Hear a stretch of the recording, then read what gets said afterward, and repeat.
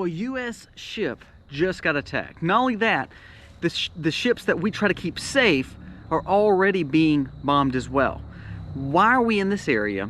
Is this really what we want? Because again, when we put ourselves in precarious situations, it seems like something like this is going to take place, and then all of a sudden we have to, we have to retaliate. Remember, we have to go to war. That's kind of what they want to say. That's kind of what we hear. But it's really, should we be right there? I mean, I know we need goods out, and these were commercial ships we were, I think, escorting out of this area. But we're in the Middle East in a very precarious situation with this war going on, and here we are again. We got attacked. One of our ships get attacked by drones, by people, by the terrorist group, and therefore now we have to put ourselves in a hot situation over there. Not only that, I have a secret I got to tell you about, and we're going to start talking about that in just a few moments. Let's jump into it. Today's video starts right now.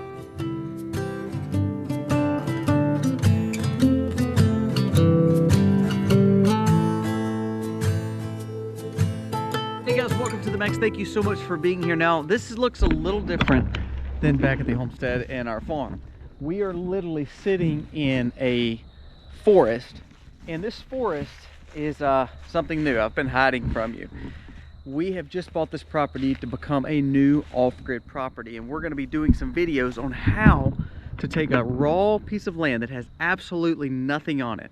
No easements, no power, no anything. It is raw natural land. We've got some pines planted here. We've got some older oaks, but pretty much we're leaving hardwoods. But we're going to talk about how to take this property from point of rawness to being an off-grid home for you and your family. We're going to talk about the size of it. We're going to talk everything down to the penny of what it's going to cost you, what it's cost me, how I'm paying for it, everything about this land we're going to be discussing in the next coming weeks. We want to walk you through that. So comment below if you're interested in that. We're going to show you how to develop an off-grid property and make it better for you and your family. If you're not doing off-grid, that's okay. We can still give you steps to say, you know what, you want to take a raw piece of land and make a homestead out of it. Let me know below. But I've been hiding this from you. This just came really public for us. So I'm excited to see what the next steps are, and we're going to tell you exactly how to take this raw land to where it's livable in just a few months, using a tiny home, using off-grid features, trying to stay as much away from the grid as possible, and trying to be self-sufficient. So let me know below if you're interested in that content. We're not changing our prepping content. What we're going to be doing is adding an extra video per week devoted to this property. Now let's go back to what we talked about with the U.S. being attacked. The U.S. has now been confirmed, and the Pentagon has confirmed that our ship has been attacked. Now, it didn't hurt the ship. Again, we have a phenomenal Navy fleet, but here we are escorting UK commercial ships through the Red Sea. Now, the problem with this is, again, we're putting ourselves in precarious situations, and I know I hear it all the time. Well, our Navy's there to keep other vessels safe, and that's great. I do not want piracy. I do not want anyone getting harmed or theft to take place with these terrorists. We don't need pirates in this area. I understand that. But when we put ourselves in a precarious situation, what is the next step? Are we going to just start shooting at the terrorists? Well, we did.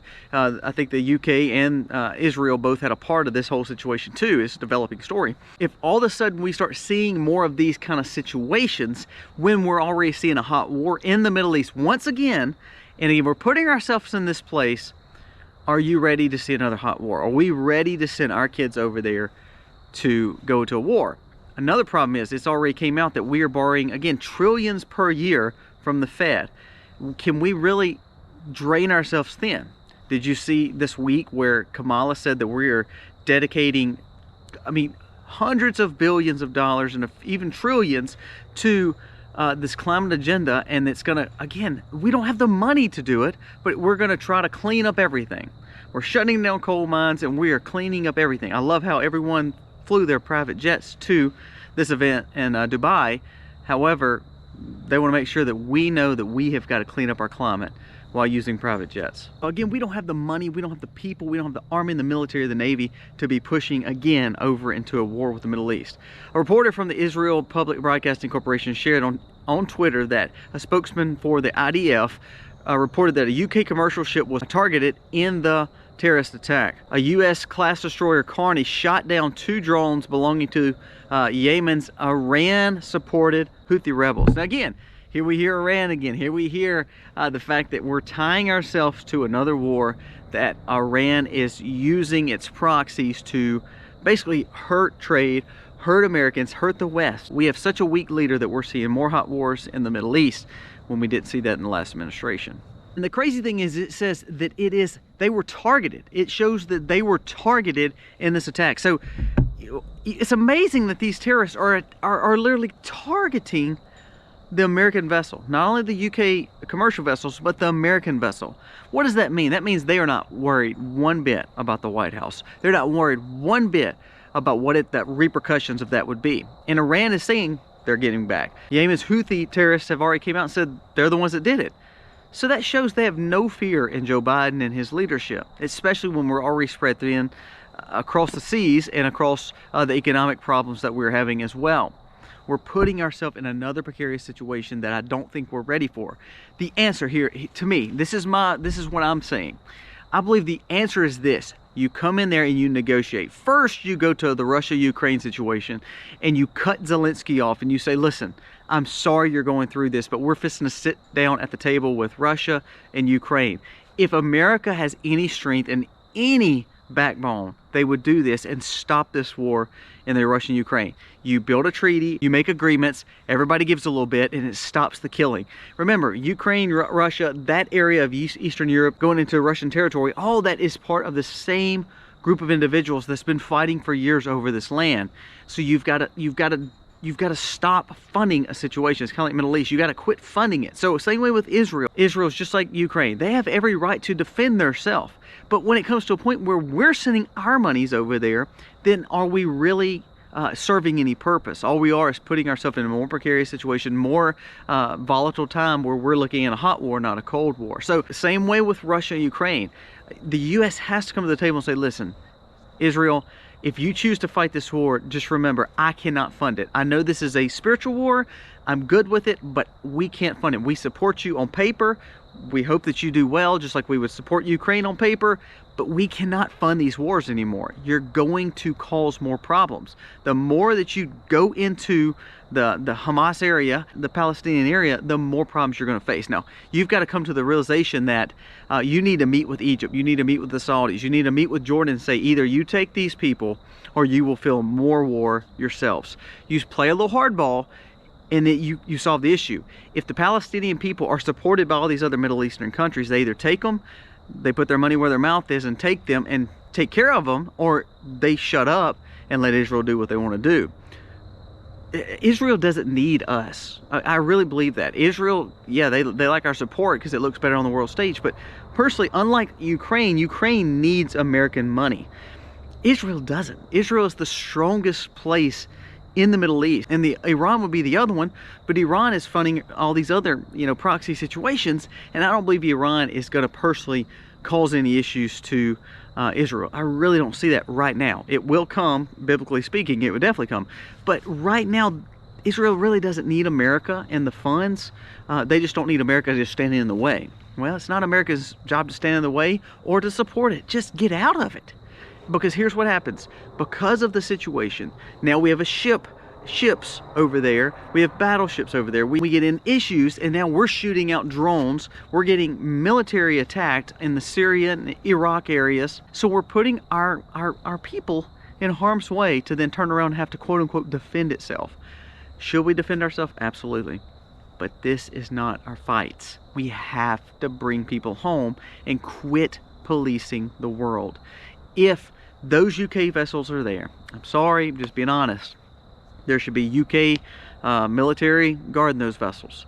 If it's Russian ships, there should be Russian military guarding the ships. If it's USA ships, it should be US guarding that ship. But again, if we know there's a hot war going over there and we know there's heavy tensions, why worry about that part of the trade if you're worried about maybe theft, thievery, or terrorism? Why do that? Sometimes I wish that all the politicians would have to leave and all their grandparents would come back and say, you dummies, let me tell you some common sense, and we need to make sure that we're doing things that make sense, not just to start another war, not to just police the world, bring common sense to be the new normal again. We've got to go back to where it makes sense. If there's an area that I don't need to be in, if there's a city that's dangerous, why do I want to just go in it and just walk through it just because that was the easiest way to go through it? No, you find different routes and you don't go through that area. For instance, when we went to Colorado, we knew Denver had a major issue with theft and cars getting stolen. We knew they had a problem with trafficking. That was already told to us way before we went. So what did we do? We didn't stop in Denver. We made every way to not go through the heart of Denver because we knew it wasn't a good place for us to go. Now, I'm not saying it's dangerous. If you live in Denver, sorry, I'm just being honest. If I don't want to go there, I don't want to go there. Same with Jackson. I don't go to my capital just because I just want to go there. If I don't have to go there, I'm not, because it puts us in a dangerous place because of all the crime.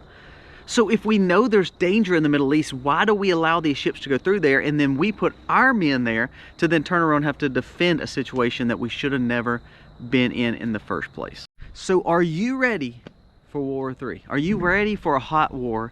Another situation where we get our defense spending going crazy, the economy's pushing tons and tons more billions to these places, all in the name of defending ourselves. If we wanted to defend freedom, truly, and we wanted to defend America, the best thing to do is put everybody back home and grow our economy, strengthen our military back home, and give something worth fighting for, not putting our troops all over the world. Guys, give me your thoughts. Let me know what you think about this. I believe this is a very dangerous play. This is just a rant that I think that if we don't watch out closely to, we're going to see drafts start back up because there's no military anymore. You're going to see more taxes going out of your money because there's no money anymore, and we're putting ourselves in harm's way by putting ourselves across the world in wars that we had no business being in. Give me your thoughts. Am I wrong? Am I right? I think the way to strengthen our military is to have a leader that's strong.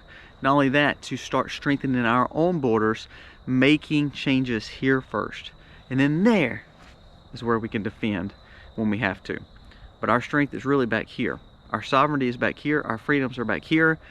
And that is where I think America's focus should be. Not on the wars all across the world.